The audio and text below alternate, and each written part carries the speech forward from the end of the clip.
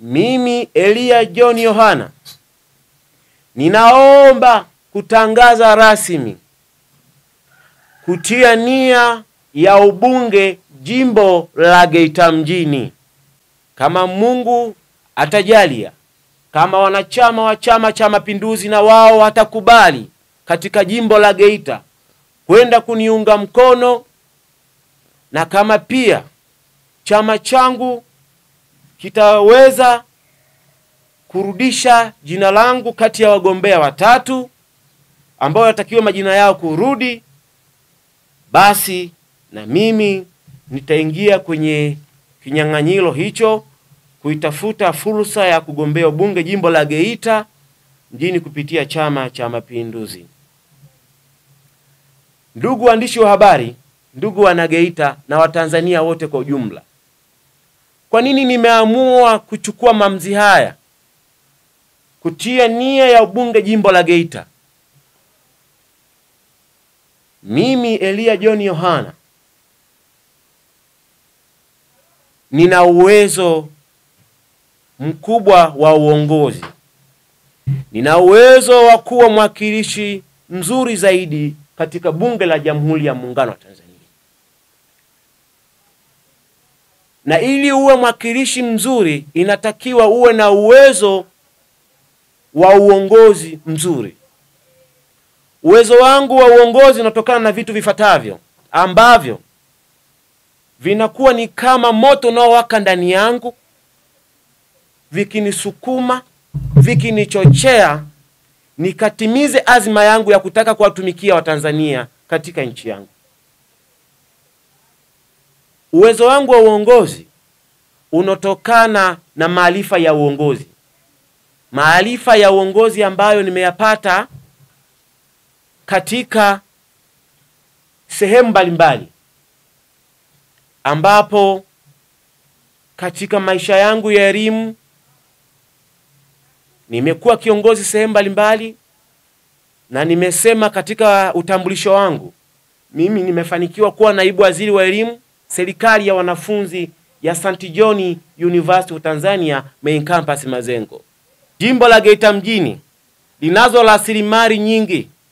Lina rasilimali madini, lina rasilimali watu, lina rasilimali ardhi, na hasa hata kupitia ukusanyaji wa mapato. Jimbo la Geita lina ukusanyaji mkubwa sana wa mapato na kupitia madini. Kwa mantiki hiyo basi, changamoto hizi zitakwenda mimi kama mwakilishi wao nitakapopata fursa kupitia chama changu cha Mapinduzi nikawa mwakilishi. Nadhani nitakwenda kuziwakilisha katika Jamhuri ya Muungano wa Tanzania, nitazipigia kelele. Nadhani zitakwenda kwa kuwa mimi ni mwakilishi, zitakwenda kutafutiwa ufumbuzi, na naamini zitaisha. Chama changu, Chama cha Mapinduzi,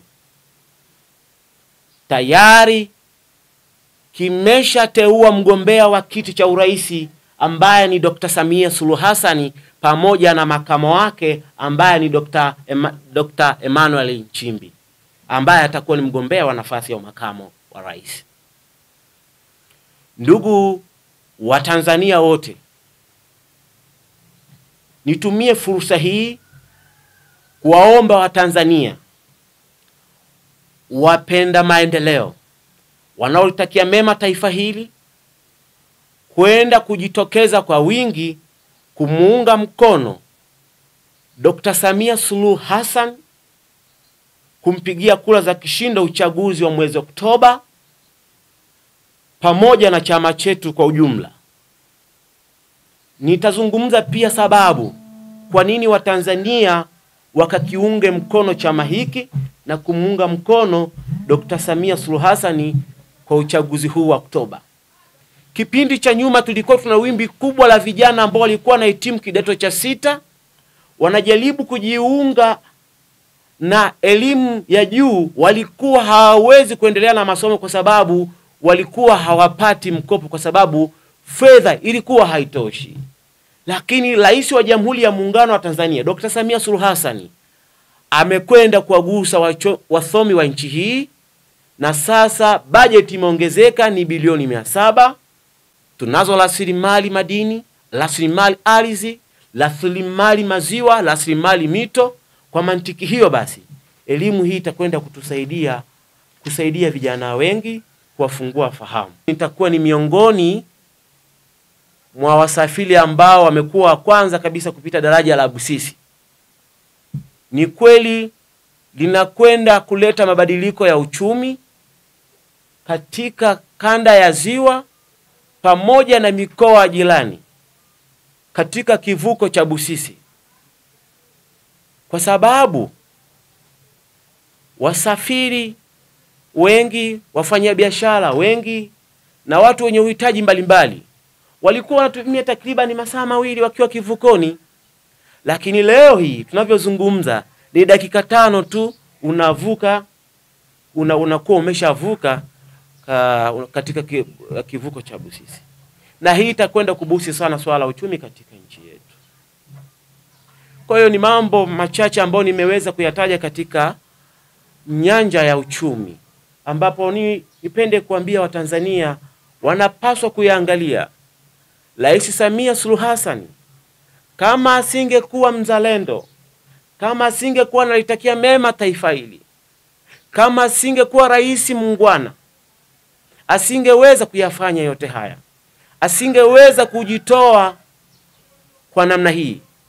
Yapo mataifa mengi yana rasilimali za kutosha, wameshindwa kutekeleza miradi kama hii mikubwa kwa sababu ya kukosa viongozi ambao wanakuwa na mapenzi kwa taifa, ambao wanashindwa kujitoa kwa taifa.